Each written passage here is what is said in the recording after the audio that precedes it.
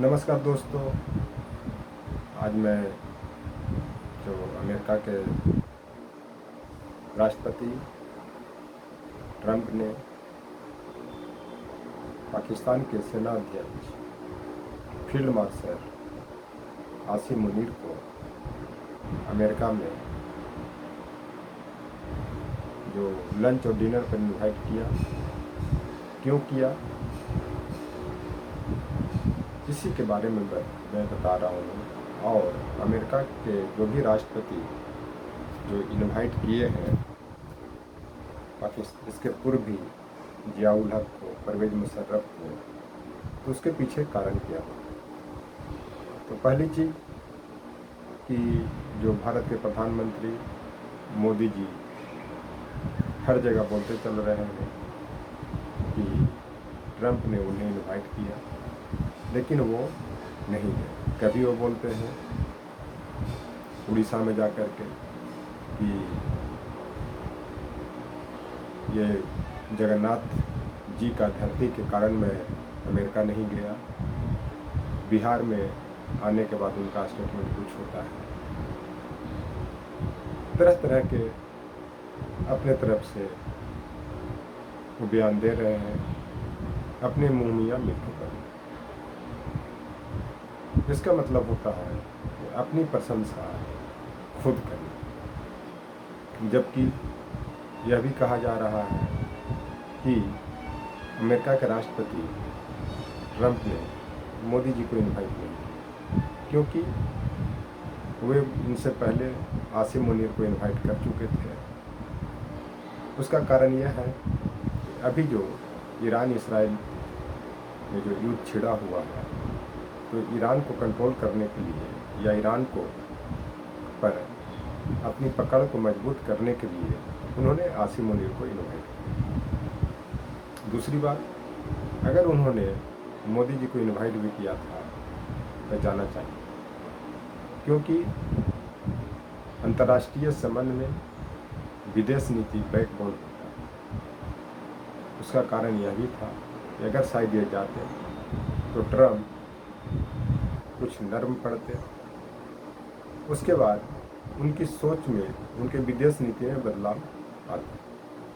लेकिन प्रधानमंत्री मोदी जी वहाँ नहीं गए, जिसके कारण वो चिड़चिड़ा भी गए, वो गुस्सा भी हुए। अगर उन्होंने इनवाइट किया, ये नहीं गए तब, तो हो सकता है कि भारत के विरोध में उनका जो विदेश नीति है अग्रेसिव बन सकती, क्योंकि एक तरफा डिसीजन हो गया। क्योंकि जो भी बातचीत हुई आसिम मुनीर और ट्रंप के बीच में हुई, और मोदी जी को वहाँ नहीं जाने से हो सकता है कि पुनः पहलगांव जैसी घटना भारत में फिर घटे। इसका इतिहास है कि रीगन ने 1980 के दशक में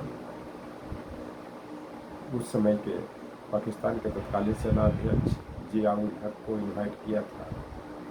उसका कारण था कि वह अफगानिस्तान से सोवियत संघ को हटाना चाहते थे, और उसमें वो कामयाब भी रहे। लेकिन उसका परिणाम भारत पर क्या पड़ा कि जितने भी हथियार अमेरिका से पाकिस्तान में आए, वो सभी हथियार कश्मीर पहुंच गए।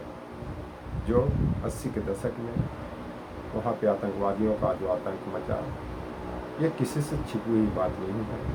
वो सारा आतंकवादी वहाँ पे हिंदू मुस्लिम में दंगा फसाद करवा के धर्म के नाम पे वहाँ के हिंदुओं के साथ साथ कश्मीरी पंडितों को खुलेआम कत्लेआम किया, जिसके कारण वहाँ से कश्मीरी पंडित पलायन होने के लिए मजबूर हुए।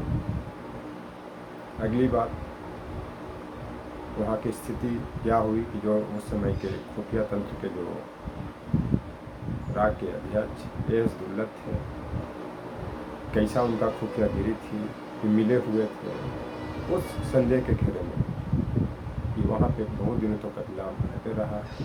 उसके बाद वो कत्लेआम कंटिन्यू चलते रही, क्योंकि उस समय गठबंधन सरकार चल रही थी वीपी सिंह के टाइम में। और वहाँ के जो पूर्व मुख्यमंत्री मुफ्ती सईद के जो फादर थे वो भारत के गृह मंत्री थे। उनकी बेटी किडनैप होती है, रूबिया सईद की, जिसके परिणाम स्वरूप उनकी बेटी को छुड़वाने के लिए बहुत सारे आतंकवादियों को छोड़ा जाता। इसके बाद और कत्लेआम बढ़ता। उसी तरह से जॉर्ज डब्ल्यू बुश ने परवेज मुशर्रफ को इनवाइट किया डिनर पे, ताकि वहाँ के जो अलकायदा जो अफगानिस्तान में पनप रहा था उसको कंट्रोल किया जाए। लेकिन वहाँ से जो हथियार आया वो कारगिल अटैक में घुसा, जहाँ पे पाकिस्तानी घुसपैठियों ने घुसपैठ किया, कारगिल की चोटियों पर कब्जा किया। उस समय के तत्कालीन प्रधानमंत्री परवेज मुशर्रफ थे, भारत के तत्कालीन प्रधानमंत्री स्वर्गीय अटल बिहारी वाजपेयी थे, जिन्होंने परवेज मुशर्रफ को आगरा में भी, कारगिल युद्ध के बाद आगरा में भी इन्वाइट किया था। उसके पहले ये लाहौर तक बस यात्रा की थी, लेकिन वो बस यात्रा सफल नहीं। मुझे लगता है उस समय के तत्कालीन राष्ट्रपति उसके कहने पर ही वाजपेयी जी ने परवेज मुशर्रफ को इनवाइट किया। उनके कहने पर भी हो सकता है कि वो लाहौर गए हों, ताकि भारत पाकिस्तान के बीच का रिलेशन मजबूत हो।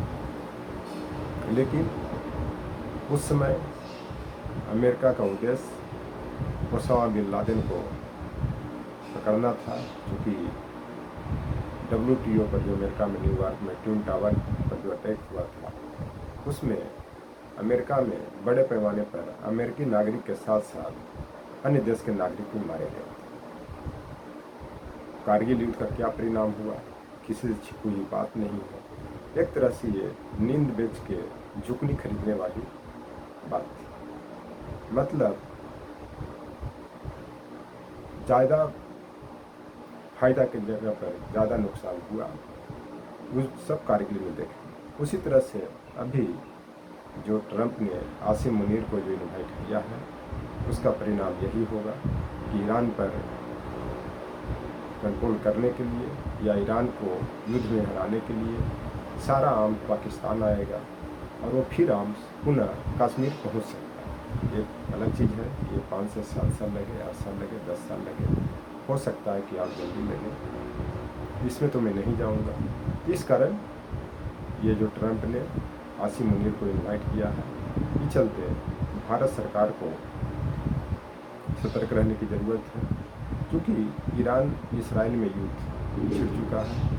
अमेरिका ने भी ईरान के बहुत से परमाणु ठिकानों पर अटैक किया है, जो उनका ईरान में जो 3 परमाणु परीक्षण केंद्र हैं, जो फोर्टो, नतांग और एक और है, वहाँ पे अटैक कर रहा है।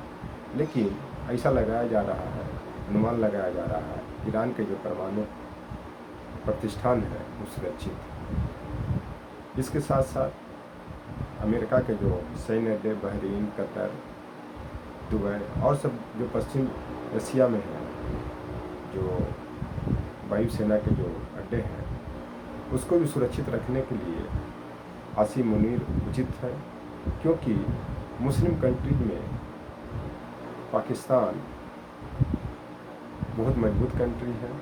उसके बाद एक बिकाऊ कंट्री, इसके जो सेना अध्यक्ष है या जो प्रधानमंत्री है या राष्ट्रपति है, सब बिकाऊ। उसका कारण यह है कि 2011 ईस्वी में ओसामा बिन लादेन को मारने में जो एबटाबाद में था, जो रावलपिंडी के जो सैन्य मुख्यालय में कुछ दूरी पर ही कई वर्षों से रह रहा था, उसमें उसको मारने में पाकिस्तान का ही सहयोग रहा। क्योंकि जब जब पाकिस्तान की आर्थिक स्थिति कमज़ोर होती है तो अमेरिका के साथ पर IMF इसको बड़े पैमाने पर ऋण देता है। उसी तरह से फिर IMF ने पाकिस्तान को बहुत बड़े पैमाने पर ऋण दिया। जो पहलगांव की घटना के बाद भारत ने पाकिस्तान पर जो अटैक किया, जिसके कारण उसको पाकिस्तानी आतंकवादी और पीओके में अवस्थित बहुत से आतंकवादी मारे गए, जिसके परिणाम स्वरूप ही अमेरिका ने IMF के द्वारा $1.4 बिलियन का जो ऋण दिलाया गया है, वो इसी कारण ताकि वो अमेरिका पाकिस्तान को कंट्रोल में रखे, ईरान के युद्ध में वहाँ के तख्तापलट कर दिया जाए। क्योंकि ईरान के जो शासक हैं शिया हैं, पाकिस्तान के सुन्नी हैं, और शिया सुन्नी और धर्म के नाम पे लड़ाई करवा करके वो ईरान को कंट्रोल करना चाहते हैं, और उसका अंततः परिणाम भारत को भुगतना पड़ेगा, जो पिछले जियाउल हक, परवेज मुशर्रफ के टाइम में भुगतना पड़ा है, उसी तरह आसिम मुनीर के समय में भी भुगतना पड़ सकता है। थैंक्स।